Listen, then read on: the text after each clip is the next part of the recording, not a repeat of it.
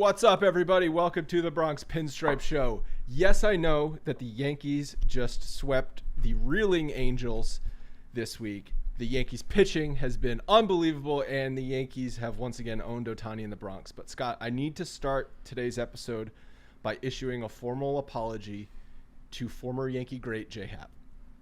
So, he retired this week. Oh, congratulations on an outstanding career, J-Happ.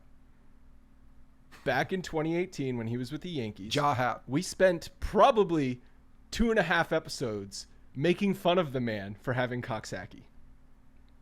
Hand, foot, and mouth disease, which I believe he got from his children because it is highly contagious in children. On the Oregon Trail. Well, fast forward 4 years, and my son has it.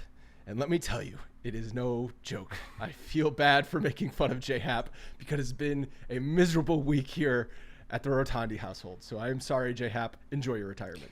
Yeah, I mean, that's a little bit of... I mean, do you put that on karma? Is that a little karma nod? I mean, are you taking blame for the fact that your son now has a disease that was bred on the Oregon Trail in the pioneer days of the United States of America? Because hand, mouth, and foot disease, I still can't believe it's a real thing. It sounds like, something from long ago is what it sounds like. But yeah. But the Yankees swept the Angels. It's not fun. But the Yankees swept the Angels. They did sweep the Angels. They swept the Angels.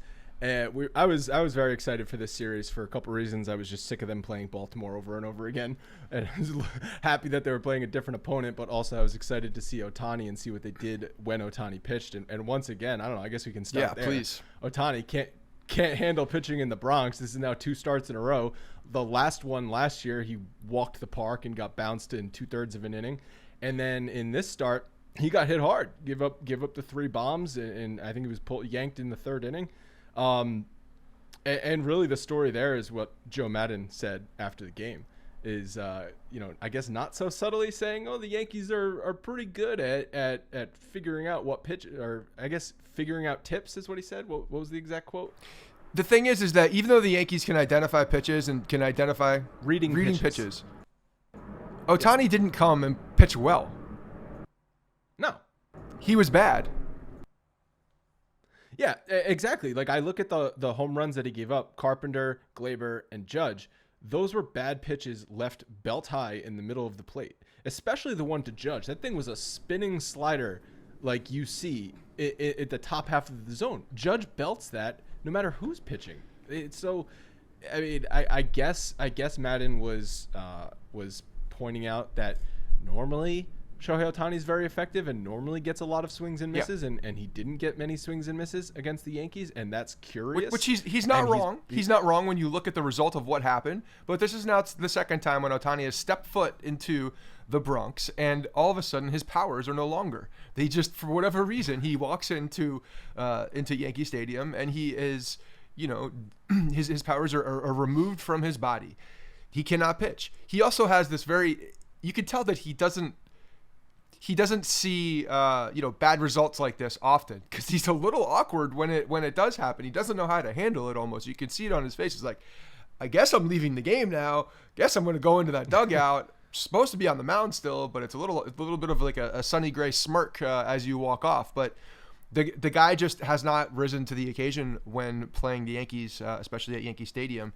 And that's 2 in a row, man. So he now has something that is circled for him. If the Yankees ever, if he ever were to come to Yankee Stadium in a postseason situation, like, this dude is going to have to overcome some demons to have any success, because the stadium will poke and poke and poke and poke, and it will be from the very first second he steps out on the field.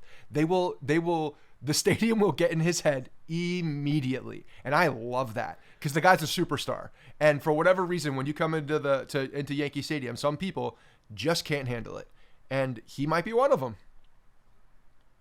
Do you remember when we did our BP Crew event against the Angels? I think it was 2019. Was that game, and Ohtani played, and we were throwing some chants his way from Section 205.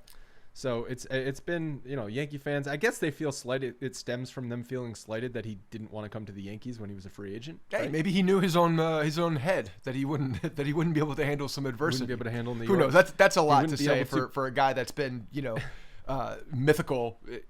When you look in the stat column. So I'm not going to go that far as saying that he's soft and can't play in Yankee Stadium, but thus far has not been able to execute.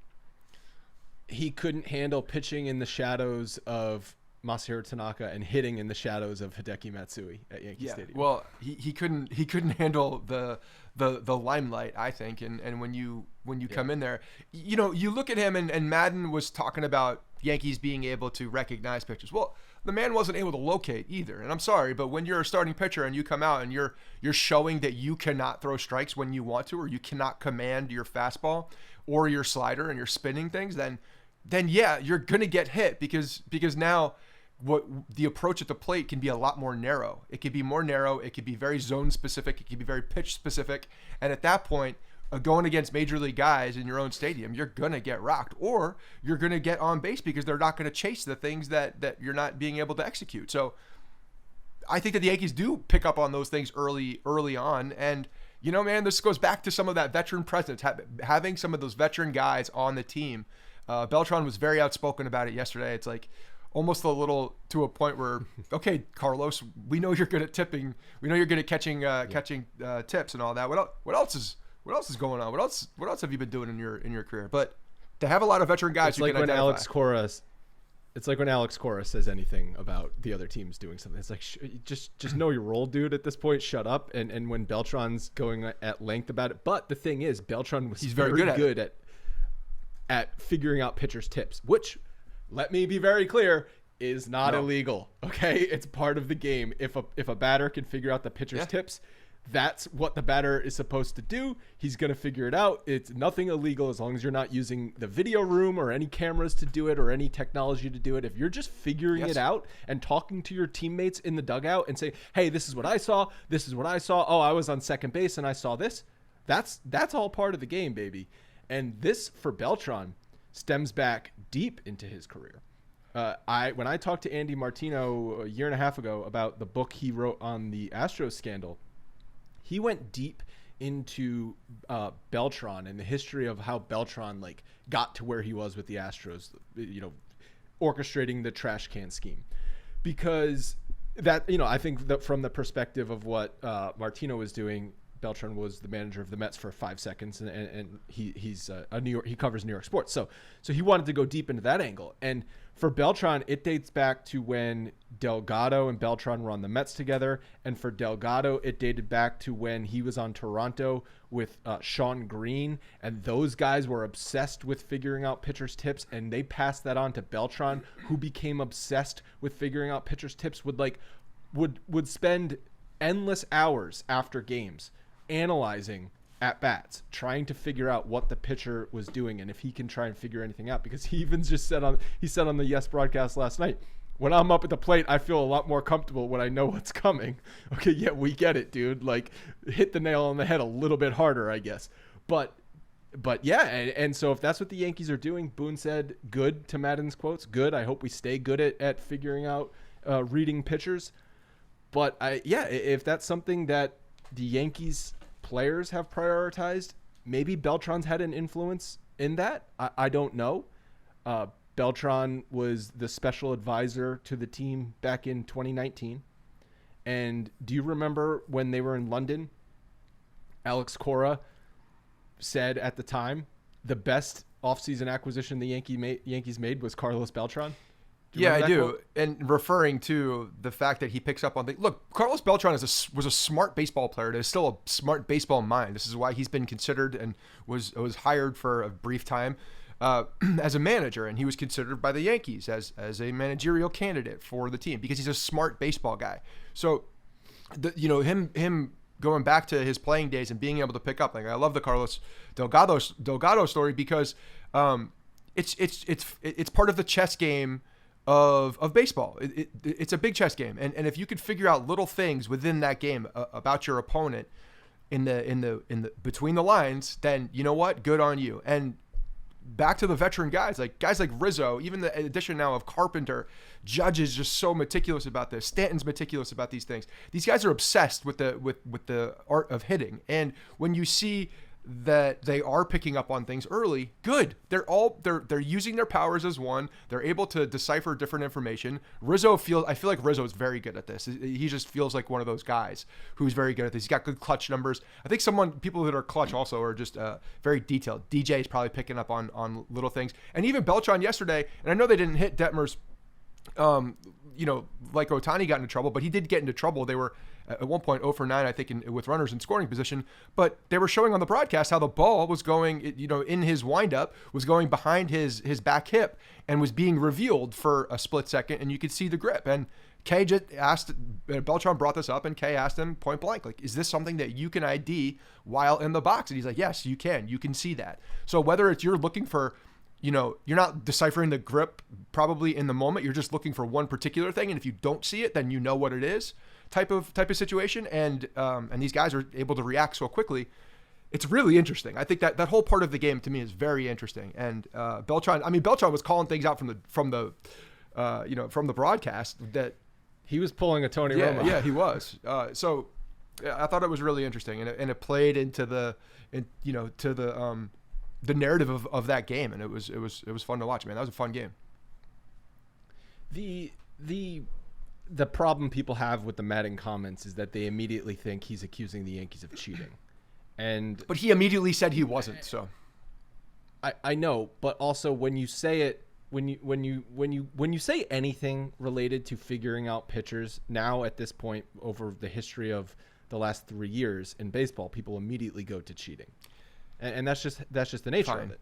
You know what? We'll get into some more comments that are said to the media, but these things are extrapolated, so tightly, and then broadcasted in specific ways that you start to get a different tone from people who are seeing it for the first time on social media, because it's not fully in context either. It's out of context. Of course, out of context comments are happening all the time now, and you're seeing little things get blown up over and oversaturated on social because of that. Because people are looking for the clicks, looking for the headlines. It's their job, but it's almost overtaking the actual conversation of what happened, and the fact that, hey, the manager's answering the questions from the media. They're having a back and forth. They're talking about a particular topic. Can't just yank something directly from it and twist it a little bit. Maddon specifically said he was not accusing. I know. The last thing on the Ohtani thing, that maybe because he got picked off later in the game once he was out, maybe he was thinking about his bad performance on the mound. So further to your point, he just couldn't handle the pressure of pitching in Yankee Stadium. Also thought it was interesting how the Angels decided to go with him in Game 1, even though he was always scheduled to pitch the Thursday night game. Maybe they were trying to give him a little bit of an easier appearance in the day game when there's less people watching, all that kind of stuff. But the Yankees pitching, especially Cortes and Taillon, just continue to be unbelievable. Nestor and JMO are the only pair of AL teammates where both ERAs are under 2.5. Taillon takes the perfect game into the 8th inning, and the Thursday night game, it would have been a real devastating loss if the Yankees didn't come back, because to potentially have lost that JMO performance would have been crushing. It would have been. I mean, the guy was literally perfect. It was broken up in the 8th, so perfect through 7, and then getting into the 8th. Is that right? He was so good, man. The guy was dominant, and the fact that, and you could tell that the Yankees were trying to scratch across the run. When Marwin Gonzalez took that extra base on the single to center field, when Trout kind of took his sweet ass time getting the ball in and then essentially lobbed it in. I mean, what a heads up play. But that type of play probably doesn't happen through the course of a regular game. They're doing everything they possibly can, and it's probably part of the conversation in the dugout. Like, we got to get this guy a run. We got to scratch across a run for this guy right now. So I appreciate the fact that they were doing anything and everything to get to that point. And yeah, I don't know. For me, there was like a piece of this, like the Yankees are gonna break out at some point. They're gonna get the hit. They're gonna do this, and they did. Unfortunately, there wasn't another defensive gem for JMO. IKF up the middle. That was a really tough play. The fact that he even got to that ball I think was a plus. But yeah, man, he was awesome. He was awesome. And the Yankees pitching just overall has been so freaking good. It's crazy. Taillon is third in baseball, where at averaging 13 pitches per inning. Monty is number 2. So both of those guys being efficient too on the mound, which is why the Yankee starters have been able to throw at least 6 innings in 7 straight starts. Like, think about all of the times we were complaining in 2017, 2018, 2019 about Yankees pitchers not going deep into game. Now the bullpen is going through adversity, and the Yankees starters are stepping up big time. You know what's crazy about this is, like, do you think that it's because of the personnel and only the personnel, or is this a shift in how they have adjusted their strategy and said that, we're going to go deeper into games. Pitch count's not, going to that third time through the rotation isn't as strict. It does feel like they have loosened and let the reins out. I mean, it's easy to say that when the pitching is good and when they're doing well. I understand that it's easy to say that, but there also has to be almost a shift in mentality of these guys and giving them the opportunities, because we're still going to be at a point in August, September, late August, early September, where the innings are going to be climbing up on these guys, especially if we continue to get these really good outings and they're getting deeper into games. What's going to happen at that point? Are the innings limits then going to limit and going to change the strategy, or is this something where they feel good about it, they're strong through, and they don't believe that it's going to affect them at the end of the year? I'm keeping an eye on that, because I think it's going to be a really important piece of how they treat the pitching staff towards the end of the year as well. It's also that not all innings are created equal, in the sense that they're not all the same amount of stress on a pitcher, because just an easy 1, 2, 3 inning is not the same as you got to battle through 27 pitches. Like, that's just obvious. So I think as the season goes on and they look at the innings limits, there's probably targets in mind that they have, but I think they're going to look at how the stress on each of these guys' arms has been throughout the season. And if they're pitching largely easy innings, like these innings for Taillon and Nestor Cortes are freaking easy. It's not the same stress level on your arm with the pitches and the amount of innings. And to answer your question, I think, is it the Yankees' philosophy? Is it that the personnel is different, the talent is better? I mean, the answer is all of the above. And it's also that offense around the league is down. So back in like 17, 18, 19, offense was up. There was the juice ball. The home runs were flying out of the park left and right. Like, especially third time through the order, you were likely going to give up a couple dingers when you faced the lineup for the third time, because guys had seen you. That's not the case now. Like, offense is just like freaking pitiful across the league. So pitchers have the advantage. Well, good, as they should. Pitchers should have the advantage. They're literally throwing the ball, and the batter doesn't know what's coming usually, unless you're the New York Yankees, apparently, and you can just pick up on that shit. But yeah, no, that's almost a great equalizer. That's a good thing. Logan's putting in our chat here saying that the coaching staff, the guys were coaching were playing to the coaching staff that they wanted to go deeper. They wanted to get to that third time through the rotation. And I love that they want to compete deeper in the game, because they know they have the ability to. And yeah, that's something you could look at for years back. Like, these guys are not conditioned just to go 4 or 5 innings. They're conditioned to go, deeper into games, to go over 100 pitches, to get through the lineup 3 times on a quality start. Like, that's exactly what they're there for. They are there for that.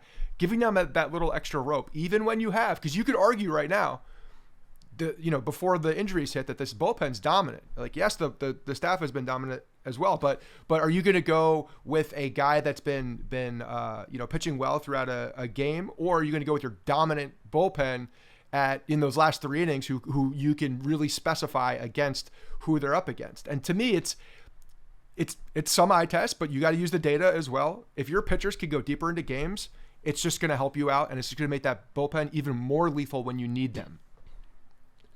Obviously, it varies game to game, because if a pitcher is struggling and he's over 100 pitches through 5 or 6 innings, like, you're probably going to pull him. Like, you have to use, like you said, the eye test within the game.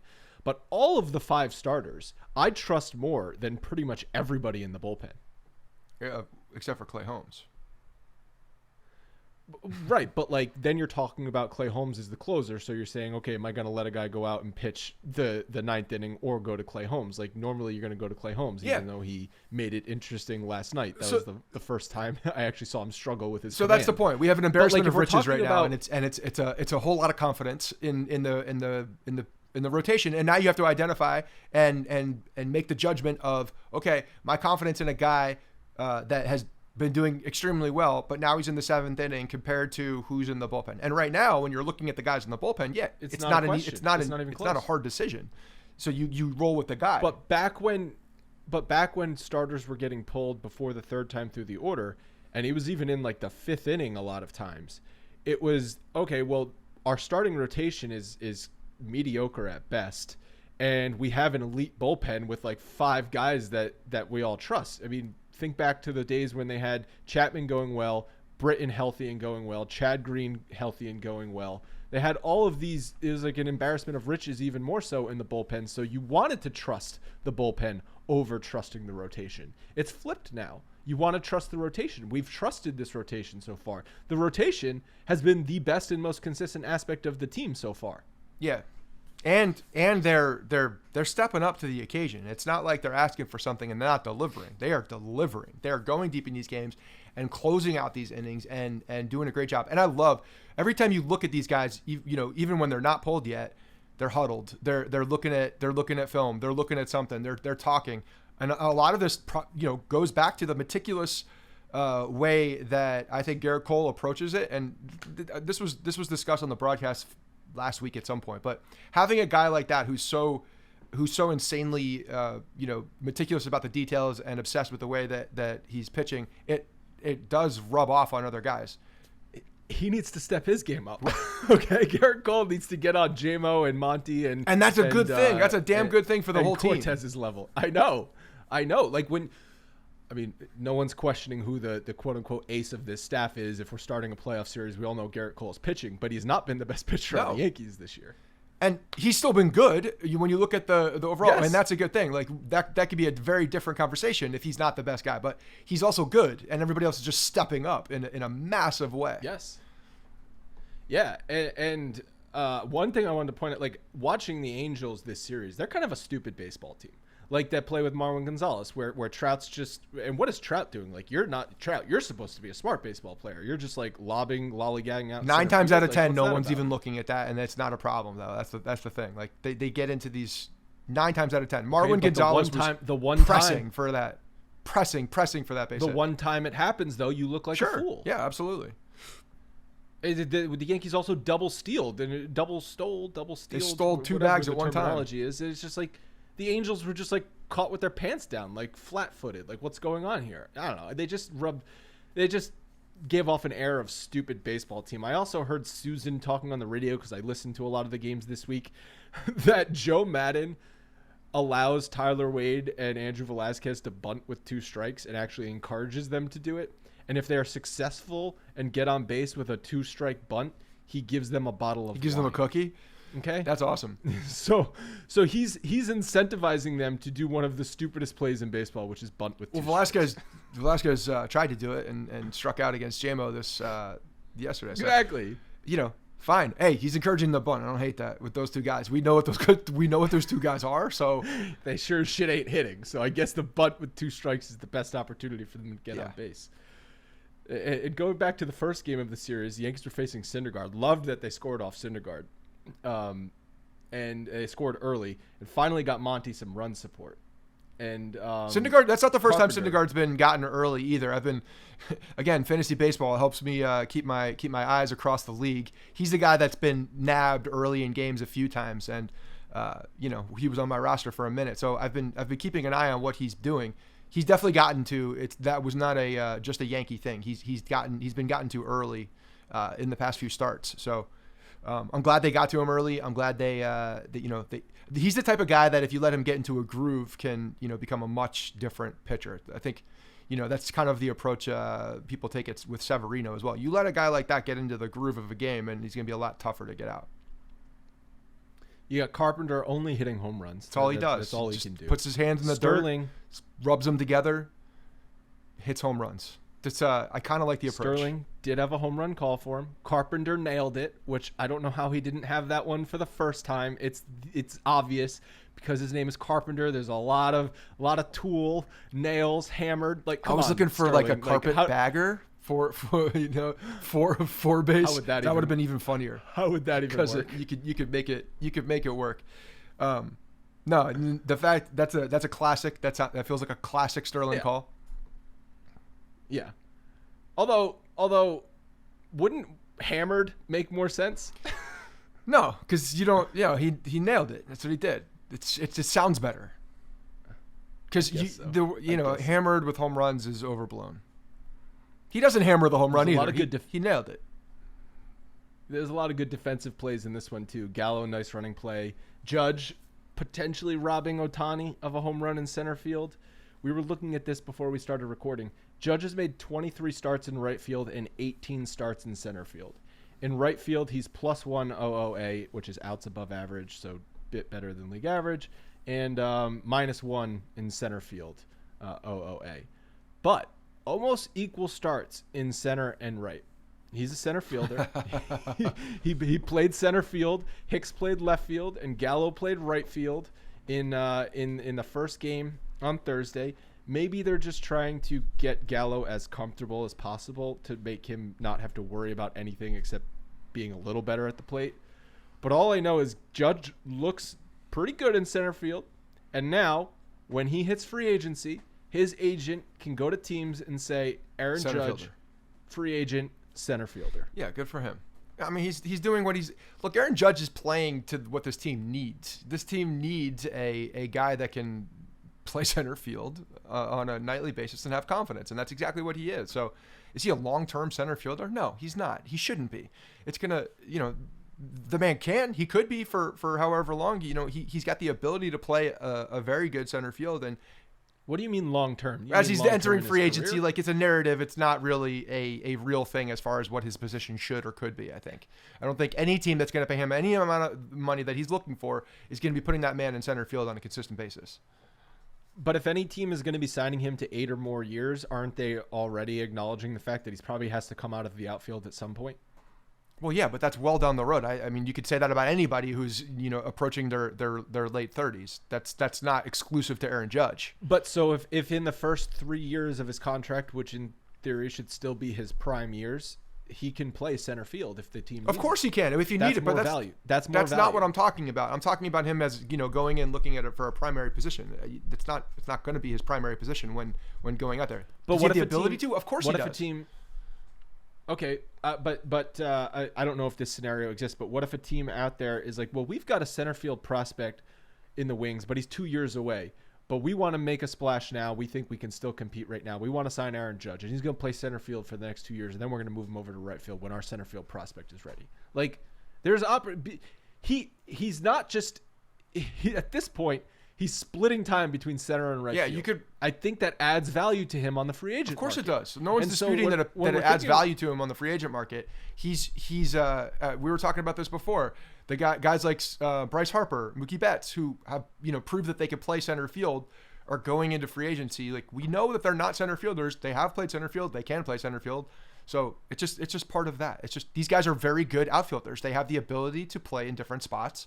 You don't need to just slot them in one place only. They have the ability to play multiple positions. They can DH. They can do all of the things, and it just adds to his value as on the dollar end and on the field. It looks like he's going to win the MVP. Okay, so relax. He's the reigning Why don't you AL. Relax. He's the reigning AL MVP. Are the Yankees going to pony up? Are you gonna knock on some wood right now? My God, it's June, early June. He looks great. So yeah, I don't know what to tell you, but I hope the Yankees are prepared to. I'm starting to think about it. I'm starting to worry about it. Yeah. They're not going to be alone now. That's the problem. They're not alone now. He's gonna have a lot of. I mean, he already was, but yeah. If the Yankees maybe were betting on Judge to not have this type of season. I don't think they were betting on that at all. I think that they were trying to go in with a number that they were comfortable with for whatever reason. It was not a bad offer. It was a I still agree it wasn't good a bad offer, but It's not what not going to sniff what he's going to get now. And he was using other comps, which he was right to do. He was right to do it. Yeah, and it's going to work out for him.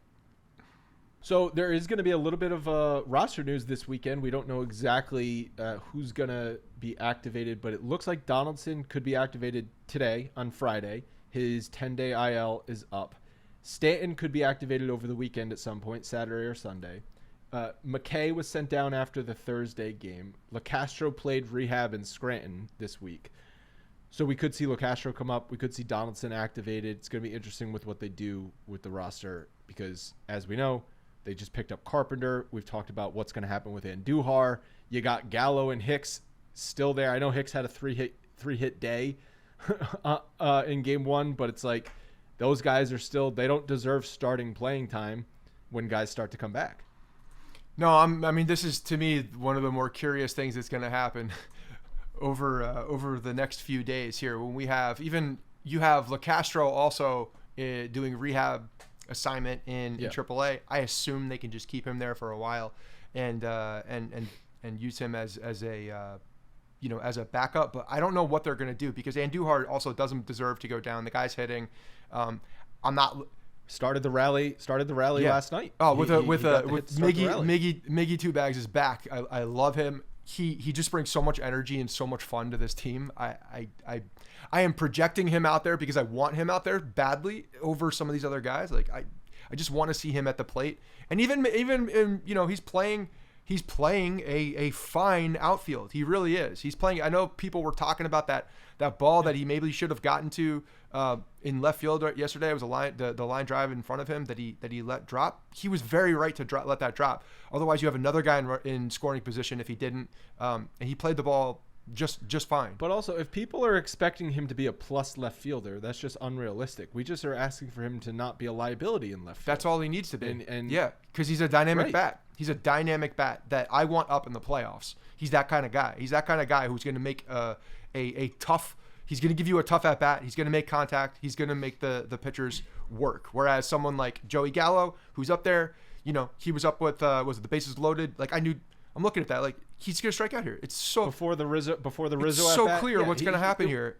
No chance. And he's chasing balls even. Like he's striking out on a high fastball. He struck out 3 times. Struck out on the pitch on that same pitch. People get excited about him when they see like a glimpse of anything. Just wait, because that glimpse of anything is going to lead to an over 20.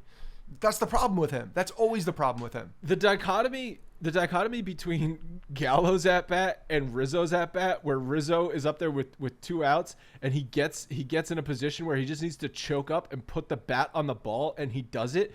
It's like these two people are on the complete opposite ends of the spectrum. Yeah. It's insane to watch them back to back. Maybe somebody should give those tips to Joey Gallo so that he knows what ball is coming. You know what I was thinking of last night, and I was just mocking Gallo in my head. I don't know if that's going to help. Yeah, Gallo. I was mocking the at-bats in my head. I'm like, does Joey Gallo just have one swing? Just like one swing. So he puts his... What do you mean? So like he puts his swing, he doesn't change where it goes in the zone. He just puts one swing, and if the ball hits the bat when he swings, then something happens. It's almost like the pitcher has to lose control and hit his bat for it to do anything, because his bat just goes through the zone in one place. Like he's just like, I'm just gonna go right here every single time. It's like even a broken watch is right twice a day. That's a great analogy. Yeah. That's kind of what he is. He's a broken fucking watch. Jesus. That's funny. Yeah, you're right. And it's just like when you watch him, it's like it's watching it's like a slow motion car crash. You know what's going to happen with Gallo in that situation. He's not going to put the bat on the ball. And thank God for Rizzo for being exactly what the Yankees needed in that situation, choking up and just putting the freaking bat on the ball. Like, it's just so underrated in today's game what Rizzo did there. That it's just beautiful. We talk about confidence sometimes, and it means absolutely nothing. But as a fan, you have the feeling of either confidence or lack of. And whether Rizzo is on a hot streak or he's coming in for an 0 for 20 at that moment, and we're in the playoffs or we're in a tight game and he's up, I'm confident in Rizzo being up. I want him up because he's that type of. Do you know why? Because he's got the moxie, he's got the balls to go up there and actually do something with the bat. He's got the ability to change. If you want something a little he's got the ability to change and adjust. And a guy like that in a moment becomes ice in the veins. The moment's not too big for him ever. He's not that type of guy. He's able to bottle up his emotions and really concentrate on that bat and be specific to what that at-bat needs. And maybe that type of adrenaline doesn't go through him with every single at-bat in the regular season, which I totally understand. That's human nature. And if you're built to have that type of the ability to lock things down and just like shut things out and focus on that moment, and actually the intense moments are when you lock in even more, which I believe is him. I got all the confidence in the world with that guy, and I love that. Yep. For the playoffs, I love that. Rizzo's approach at the plate is a lot harder for pitchers to exploit, especially in tough situations with runners on base. Whereas Joey Gallo and some other guys who are more prone to strikeouts, unfortunately Stanton, which I desperately want back in this lineup because I think it's going to make a big difference. But Stanton's another guy. When he's going wrong, so easy to exploit. Yeah, he's cut that down. I think honestly, when he's playing in the field, he cuts that down. It doesn't happen as often as it has. Sure, and I'm not suggesting that Stanton is nearly. No. Stanton's great. Yes. Okay, like I feel stupid for even putting him and Gallo, what we've seen from Gallo, in the same breath. But I use Stanton as an example to say like the approach that Rizzo takes is why the lineup is a little bit more difficult for a pitcher to navigate, even when the lineup, we acknowledge, has holes in it and is not performing at its best.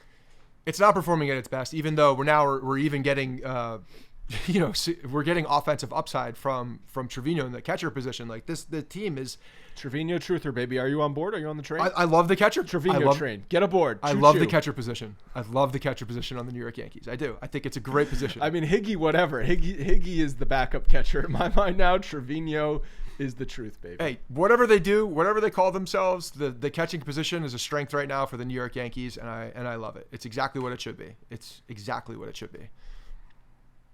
I said Donaldson might be activated on Friday. Do you think he's going to be a bit of a problem when he does come back? Because there were those articles that cited that Josh Donaldson was hurt, that the Yankees did not publicly support him on the Tim Anderson stuff.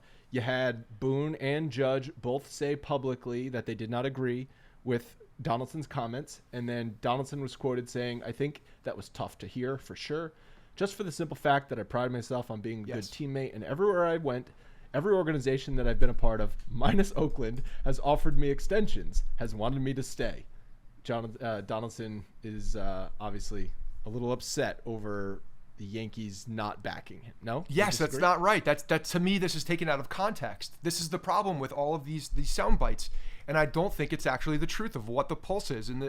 We went through this when this happened. We talked about the fact that these guys, if they had a problem, that it could be a problem. It could be a problem in the dugout if this wasn't addressed correctly, if this was something that was allowed to fester. It wasn't. It didn't fester. It wasn't allowed. Josh Donaldson spoke to his teammates and practically immediately. He had talked to them throughout the situation.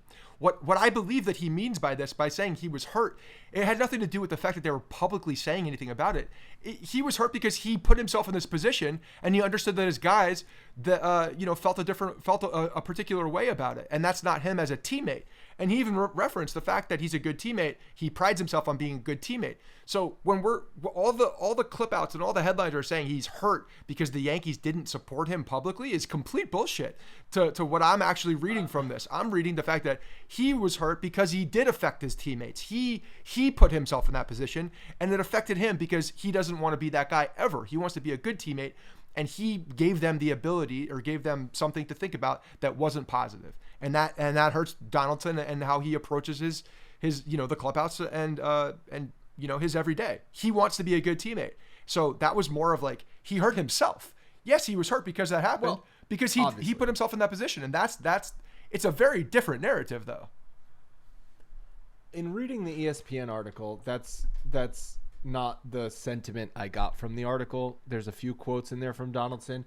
Now, I don't think he's like mad at Boone and Judge and his teammates, but I think he's a little disappointed maybe that the fact that publicly they didn't support him a little bit more. Even they could have still said, right, like Judge and Boone and everyone still could have said, well, I don't agree with what Josh Donaldson said to Tim Anderson.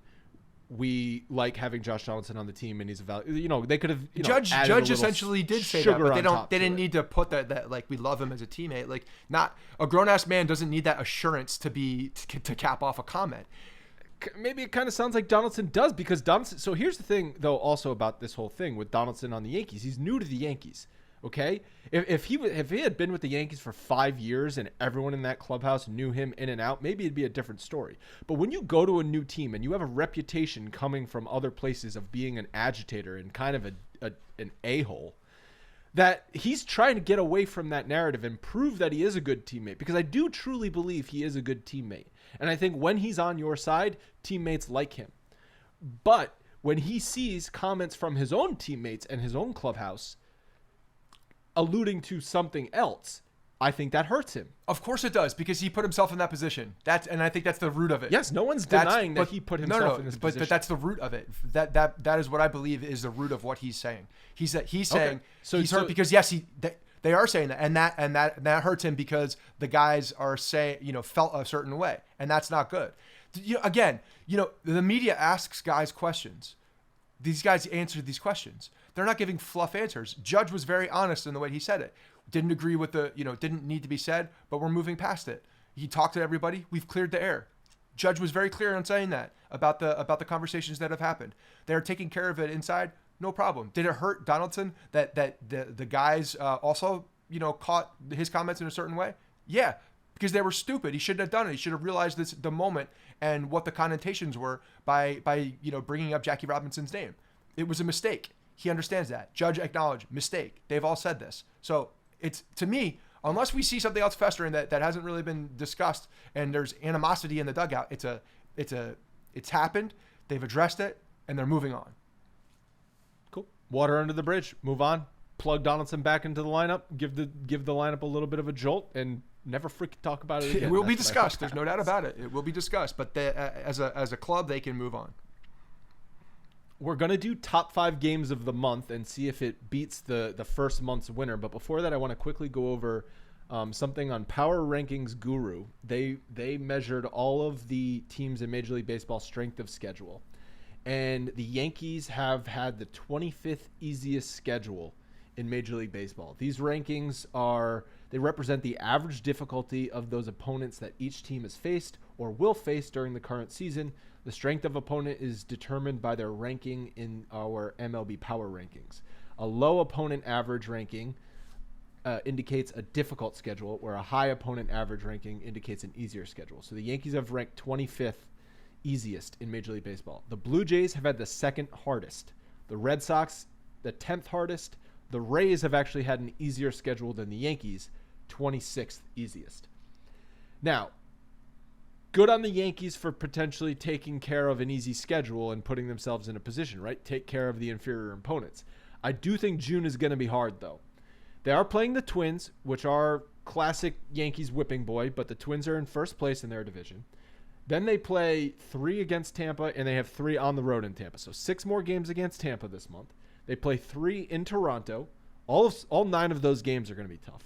They play 4 against Houston. Houston, always a tough team, first place in their division. And then June ends with a game at Houston. It's a rescheduled game. They kind of crammed it onto an off day before the Yankees travel to Cleveland. Yeah, I think we knew that the schedule was favorable to the Yankees early on. They played the Orioles 97 times. They played a good amount of teams. They had to take advantage of what their schedule looked like, and they did. They did exactly what they should do, and they win for the majority of the time against inferior opponents. So yeah, the schedule is going to get harder as it goes on, and especially, when you look at, I'm just looking at it right now too. August is kind of a gauntlet. What's that? Is that when they have that weird thing to Seattle? So they play Seattle at home to start the month. Then they go to St. Louis, go to Seattle, go to Boston, which I'll be at that game. They come home. They go. Hold on. They go they go to St. Louis, which I understand is in the middle of the country, but then they go to Seattle and then to Boston. And then they have an off day on a Thursday after Seattle, 3-game set in Seattle, and they go to Boston for 3 games, and then immediately back home with a Monday game against Tampa. It's tough to go to the West Coast for only 3 games. Okay, like that's a tough thing to do. Yeah, no doubt. The off day is supposed to help them out, but then they got Boston immediately, and then they have a very tough home stretch that that next month or that next run in the schedule. I can't fucking talk. It's Tampa, Toronto, and then the Mets all at home in that series. Yeah, Mets, a juggernaut in their division, and the Red Sox have obviously been tearing the cover off the ball. So the Yankees pitching at least will have a tougher time against the Red Sox. And then they go back to the West Coast, by the way. An off day, then you go back to Oakland. Right. That's the weird back to Anaheim. This schedule, I know the schedule has weird things because of the lockout, but like that Seattle trip was always planned. They were always only going to the West Coast. Like, I'm sorry, that should be a rule. You can't send a team from the East Coast to the West Coast for only 1 series, and vice versa. You can't send a West Coast team to the East Coast for 1 series. Like, that's just stupid. Yeah, they're splitting the uprights with the time difference with St. Louis, but yeah, it's the whole schedule this year does feel off. It feels but off. A flight to St. Louis, a flight from New York to St. Louis is easy. A flight from then out to Seattle, which Seattle's the longest flight. No, but again, they're using St. Louis as the stopping ground. They're not going from New York to say Seattle. They're going from New York to St. Louis. Well, if they're flying jumbo private jets with pods, this isn't an issue. But as we know, they fly crammed into seats on like a Delta airline. So get the pods, baby. Hal, pony up. Pod it up for your West Coast trips. Everyone, cryogenic chambers. Just freeze time when they're flying out west. Just give them more leg room. That's all I'm asking for. Let them stretch their knees out. It gives me anxiety when I think about a tight seat on an airplane when I can't stretch out my knees. I hate that. I hate that more than anything. Let me stretch my legs out so my knees can fully extend. Do you get mad if the guy in front of you leans the seat back? No, because I expect it. Are you one of those people? No, I expect it. Do you lean your seat back? If the person in front of me leans their seat back, I will lean my seat back. But I usually don't until that happens. Because to me, because then I am, if I don't lean my seat back with the person in front of me leaning it back, I am now in negative space. But then I lean it back, I now have the same space. So yeah. I don't care if someone leans their seat back. The thing I hate is when they adjust their seat 700 times in a flight. Who adjusts their seat multiple times? It's more so when they get up and back and it's like and then my phone that's on the back gets knocked off. I'm like, you son of a bitch. Like, just relax. You don't have to. I've had people constantly adjusting their seat. And it's like if you have a drink on the table, that thing's shot. That thing's spilling. If you're watching anything with a laptop or an iPad, that thing's getting knocked over. Like that's when it's annoying. Just pick a spot. You get to change it only if you're eating. That's my only. You're such a particular. Logan asks window seat. No, I'm an aisle seat guy as well. I need to get up. I need freedom to get the leg hell out. Yeah, I can stretch that leg out. The only thing is, on long flights, if you are going to be sleeping, the aisle can be annoying if someone in the middle in the window needs to get up a bunch, but I still always choose aisle. While we're talking about this, I will say, if I'm on the aisle and we're in, if it's like I would say under 5-hour flight, 4 or 3 hour flight, right? Not East Coast to West Coast. I'm also annoyed that the person on the inside has to get up, to be honest. 4 hours. 3 hour, a 3 hour flight, 2 to 3 hour flight. I'm annoyed. I'm a little annoyed that you have to get up and didn't take care of the situation beforehand. It depends on the person. Depends on the age of the person. Depends on the situation a little bit too. So I use the eye test. But if you're there and you just got to get up, especially if it's within the first 2 hours, I'm like, what are we doing? Did you not know that you were sitting on the aisle, or on the window, or on the inside? Like, of course, don't. Go to the bathroom beforehand. It's like my son before we go to dinner. 40-ounce coffee before. Yeah, go pee before dinner starts. To pee. So I think that if you can watch like a 2 hour and 15-minute movie on the plane, like if the flight is like 2 hour 15, which is like the length of like a feature movie, you can't get up. Don't get up and pee. Just wait till the flight's over. But if you're over 2.5 hours, like, I'm sorry, you can get up. That's a long time. No. I mean, you can get up and I will move, but I'm judging you. Do you want to keep talking about airplanes, or should we do the top 5 games? Let's do the top 5 games. Alrighty. Last month's winner was the 5-4 Yankees win over Cleveland. That was the comeback win where IKF tied the game with the RBI double. Glaber had the walk-off, and that was probably more known for being the Miles Straw game. We deemed that the first month winner, which spanned from opening day to May 5th. Now we're going from May 6th through last night's games. Let's start. The first one on this list of the top 5 is May 9th against Texas. 1-0 final. Let me see if this rings any bells, Scott. Nestor Cortes pitched 7 1/3 no-hit innings, and then Rizzo had an RBI double in the 8th inning to give the Yankees the lead. That sound familiar? Yeah, it's that happened like 10 hours ago. May 10th. This game. I mean, I don't want to spoil anything, but we spent a lot of time talking about this game. This was the 6-3 win over Toronto. Stanton game-tying 3-run bomb off right down into the short porch. Judge walk-off absolute moonshot. Best walk-off moment of the season. This is the game where everyone on Toronto got tossed. Garcia hits Donaldson after Stanton's homer, and there's the whole big thing. That was an awesome game, awesome comeback, just a dagger in Toronto's back. May 12th. This was the first game in Chicago against the White Sox. 15-7 final. Stanton had 6 RBIs, which was his career high. This was also a back-and-forth game, and I really like this game because Loizaga blew it, if you remember. They allowed 3 runs in the 7th for Chicago to come back, and then the Yankees answered with a 7 spot the next inning, which I love. Just step on their throat immediately. May 24th, 7-6 win over Baltimore. This is the Trevino game. Trevino homered, he tied the game in the 7th, and he walked off in the 11th. And after the game, he spoke about how it was his dad's birthday. His dad was a Yankees fan, always said he was going to have a walk-off.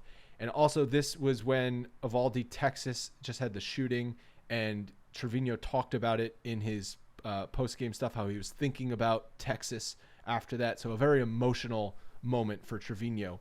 And if we're kind of pointing to when Trevino established himself in the minds of Yankees fans, this is the night. And then the last one is actually last night's game. It is the second game against the Angels, 2-1 win. And this is where it rings bells from the first one we talked about. Taillon was perfect into the 8th inning. And then the Yankees come back with the rally in the 8th. And Rizzo gets the job done with the hit up the middle. It's like a carbon copy. Now, it's so funny how that happens. Yeah, a lot of good games in this. But in my mind, there's a clear winner. But what do you think? Yeah, no, I think it's the 2 shots. You get the Stanton home run and then the Judge walk off. And the fact that Stanton hits it to the smallest part of the park is again adds to the flavor of that moment, if you will. It's all fair, baby. We're all fair. playing the same I stadium. love it. Yeah. So to me, that is the moment, and that's the game of the month. And I mean, Judge's first walk off home run. He's had walk offs before, but not in home run style. So.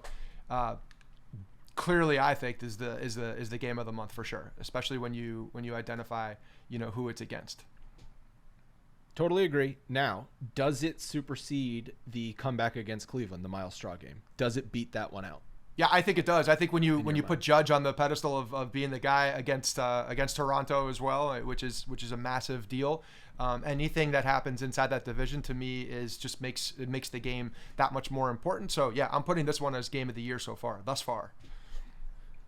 I agree. Definitely is the game of the year. I still do love that Cleveland comeback because for all the reasons we mentioned last time, how it could have sparked the turnaround for this team. So I still think that's a very important game. But the Judge walk-off home run, and specifically because it was Judge, right? Like if it was someone else, it would still be great. But the fact that it was Judge, I think, puts it over the top. And also, I mean, the fact that Stanton hits that massive home run to lead to that moment is huge. Yeah, it's got 2 massive situations against an AL East opponent that is supposed to be pining for the division title. These are going to be tight games all year long. Doing this at home, it just revs that crowd up a little bit more. And so for the next time they get that feeling. And last night, when you're looking at the way that a crowd, I know Ilya was in the stands last night as well. There's definitely like a very clear atmosphere last night. The place was loud. They were behind everything. And you have guys like to finish it off. You have guys like you got to go through Ohtani. You got to go through Trout. Like that's fun. Trout. Not gonna lie. when Ohtani gets on and Trout comes up as the go-ahead run, I'm like, oh boy, we're really gonna do this. We're really gonna do this, Clay Holmes. You're pulling a Chapman right now for real. But he got it done. Yeah. Again, stop putting these people in breaths of other people that don't deserve to be in the same breath. That's a Chapman move, though. It's a Chapman move, but the man hasn't allowed a run in 20 innings or whatever it is. Like, the guy's been unbelievable. That heavy sinker. The fact that he throws that sinker 100 miles an hour up in the zone is wild. It's like the high changeup. Yeah, but it's coming at 100 miles an hour, and it's technically a sinker. It's crazy. It's like, do you remember Ubaldo Jimenez's two-seam fastball up in the zone? Just had so much tail to it. Ubaldo That kind of reminds me. Yeah, of, I mean, that guy couldn't throw a you friggin' strike, him, right? but yeah. When he was with Colorado, he had like a sliver of his career that was okay, and then he went to Baltimore and was like, oh, Baltimore. Okay. Yeah. All right, the last thing I want. So next month we're gonna see if the game beats out that Judge, the Stanton Judge 1-2 punch. It's gonna be tough. I feel like we're gonna have like a really emotional moment where there's like a brawl and then a comeback winner or something crazy is gonna have to happen. Well, there's gonna be a lot more moments against tougher opponents. So the emotion and the atmosphere, the tension of the moment will certainly be there coming up. A lot of fun opponents this month. I mean, we didn't even mention they are playing the Cubs. The Cubs at home is fun. Seeing the Cubs, just take away the game itself, but seeing the Cubs at Yankee Stadium is very cool. Yeah. Last thing, Jeter joined Twitter. What do you think of that? Oh boy! And you know what? He's actually been entertaining so far. There was something interesting that I forget. Someone pointed this out in a screenshot on Twitter. The account was created like 4 months ago. And then he just sent out his first tweet. So they were joking like he's been watching us. We didn't even know. He's been calculated, making sure that it's done at the right moment. Yeah, I mean, he's got there's a documentary that's going to be about him coming up that he's going to have to promote and make sure that people. He's a distribution method, so he's got to do this. This is like Eli Manning getting on before the Manning cast. Yeah, he's got to get on social media and actually be able to promote particular things. I'm glad he's there. We'll be talking about. We'll see if he actually, uses his personality and uses it like social media is originally intended for. You see our guy Gwizdala got the shout out in Jeter's video? Nobody beats the Gwiz. Yeah. No, I mean, it was fun. This is one of those things. I'd never thought Jeter was going to ever join Twitter. Right? I did. I thought it would be earlier, to be honest. Well, as soon as he went into the front office. Well, he was on with the Players. The Players Tribune was the first one where he was actually like anything, But he did those things with the Players Tribune when it first started, where he would do the Twitter takeover, right? It would be Derek Jeter tweeting, but it wasn't Derek Jeter verified account. Like, I didn't think we'd ever see that because I just don't think I think he's removed himself from anything that could potentially cause controversy over the years to sort of black out the noise.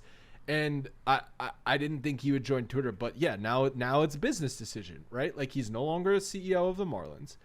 I don't know. He's doing Subway commercials with freaking every celebrity athlete who's ever played over the last 30 years.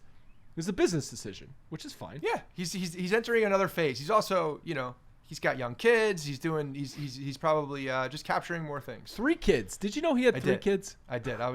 I knew he had 2. I did not know he had 3 kids. He's been busy, man. He's been busy, and he sees Tom Brady and all of the fun and success that he's having on social media too. Like, Jeter's like, maybe I should need to loosen up a little bit. Like, the controversy piece is all gone. Like, all of these things are going to be fun and very, very G-rated at this point. Is he joined Instagram yet? Because that's coming. We all know that's coming, right? Hey, you know what? The guy's got to do. I hope he opens up and we see more of a glimpse of what Jeter's like as a dad. I'm good with that.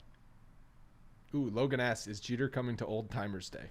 I think he's gonna make, depending on what his next move I don't think he's gonna start making appearances more at with the Yankees. I think he's gonna, if that's, again, I don't know what his plans are here, but if he's not attached to another team and he's staying more on the corporate side of things, I could see him attaching himself to the Yankees more closely. Because to me, that's the long-term path. Yeah, I don't see him doing Old Timers Day now. Not playing an Old Timers Day. No, I think maybe he shows up and he's in the booth for a minute. He's at the stadium. I could see that. He's in George's Hall box. of Fame day at this. He has the Hall of Fame day later this year in September. His Hall of Fame day at Yankee Stadium. Oh, there you go. So that'll be his Old Timers Day. That'll be his appearance at Yankee Stadium this year. He's not gonna do another one. Yeah.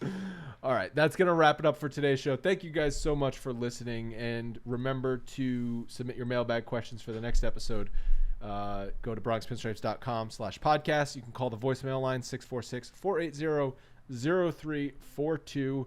And I think that's it. Scott, any last words? One last moment that we didn't talk about, I just wanted to call out that I thought was awesome from yesterday was nasty Nestor Cortes going up against two of the most elite players offensively in the league, picking off Ohtani, striking out Trout. Stadium goes just completely buck. I mean, like, you see a guy like Nestor Cortes having the season that he's having, pitching the way that he did against that team, to kind of like put a little cherry on top to pick off Ohtani, in front of that stadium and then strike out Trout. Like, unbelievable. Just like a really good moment for Nestor, and just speaks to how amazing of a season he's having. So I thought that was a lot of fun.